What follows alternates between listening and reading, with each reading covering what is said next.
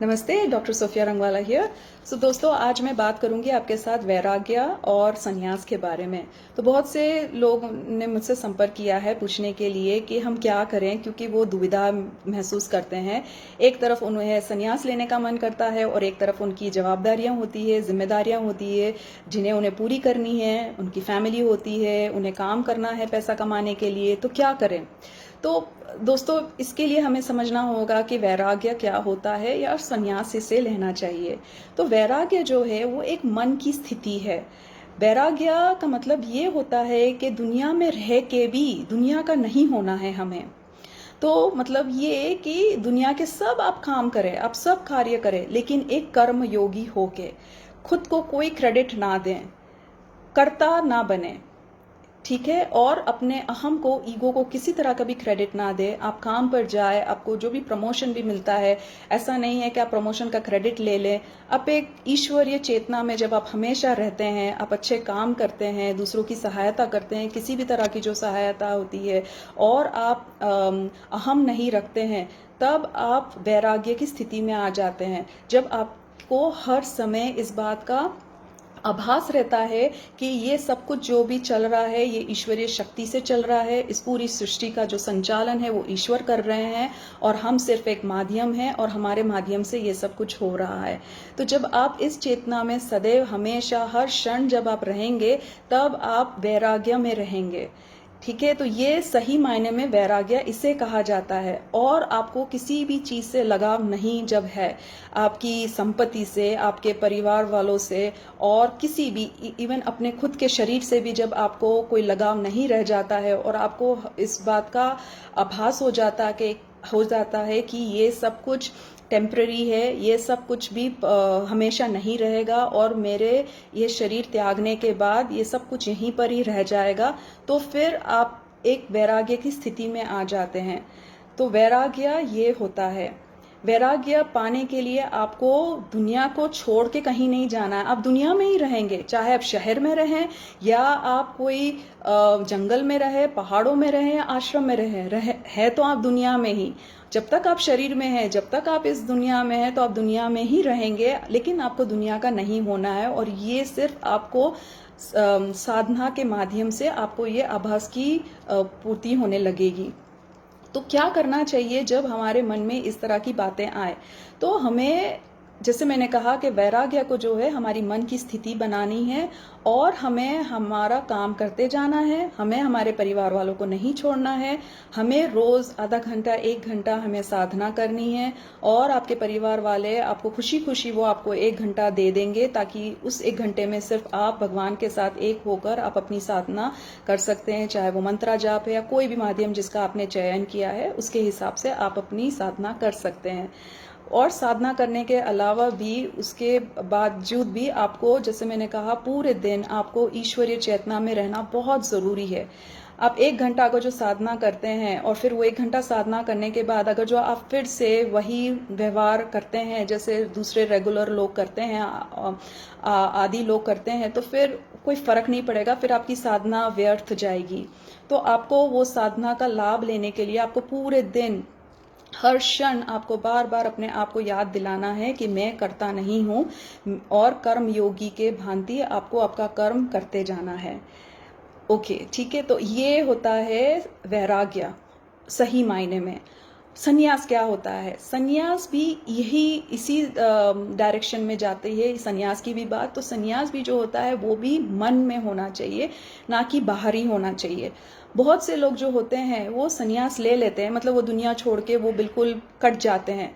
तो वो लोग ऐसे होते हैं जिनकी कुंडली वैसी बन के आती है, वो लिखा कर आते हैं अपने भाग्य में इस तरह का जीवन।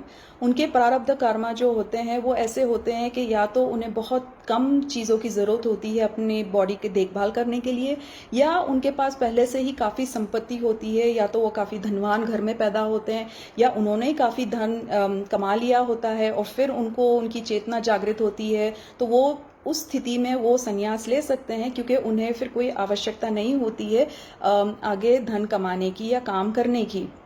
और ऐसे लोग बहुत सी बार ये भी देखा गया है कि इनके परिवारजनों से भी मतलब उनसे उनके ऊपर निर्भर नहीं रहते हैं, और ये या तो उनके परिवार में कोई ज़्यादा होते नहीं हैं लोग, या फिर परिवार वाले उस स्थिति में होते जहाँ पर वो इनके ऊपर निर्भर नहीं रहते, तो फिर ये इस अवस्था में इनको आसानी से छोड़ के ये चले जाते हैं।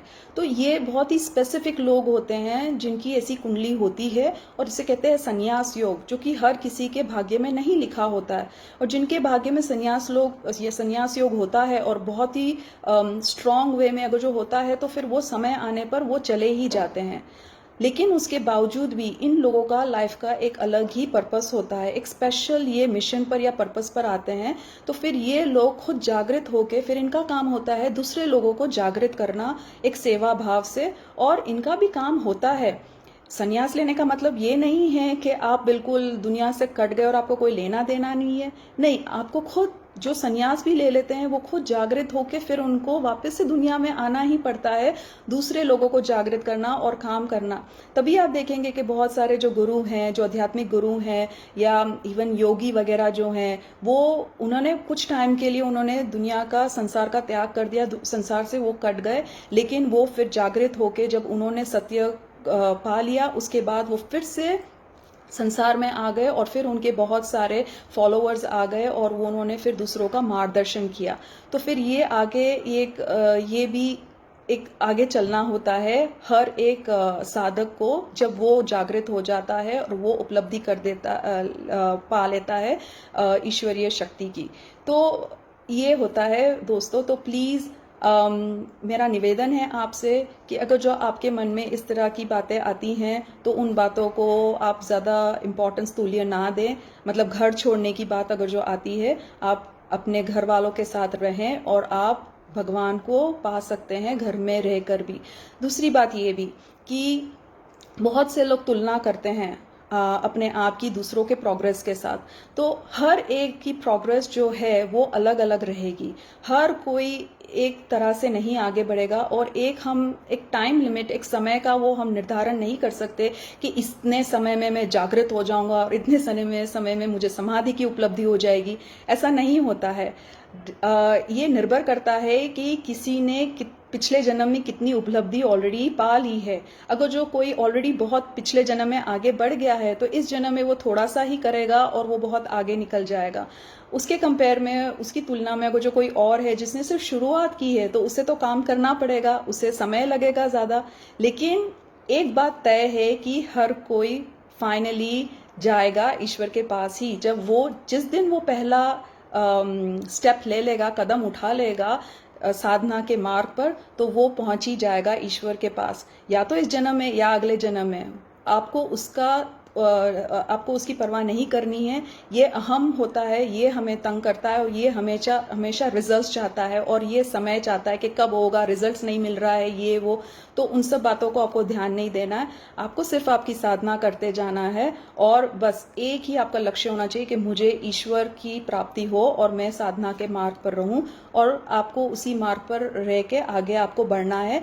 ये नहीं सोचने का है कि कितना समय लगेगा, क्या मुझे मोक्ष की प्राप्ति होगी या नहीं होगी। ठीक है, तो मोक्ष के बारे में मैं कुछ दूसरा अलग से वीडियो बनाऊंगी, लेकिन अभी सिर्फ ये कहना चाहूंगी कि मोक्ष का आपको सोचना भी नहीं है। अगर जो आप मोक्ष के बारे में सोच रहे हो और बस उसी के हिसाब से, तो ये आपका अहम है, क्योंकि अहम चाहता है उपलब्धि हर चीज की। लेकिन जब हम अहम से ऊपर आ जाते हैं, तो फिर हमें इन सब चीजों की चिंता नहीं होती है। Okay, so thank you very much ये वीडियो सुनने के लिए। आपके कुछ भी प्रश्न हैं तो इस वीडियो पर आप ज़रूर पोस्ट करें। नमस्ते।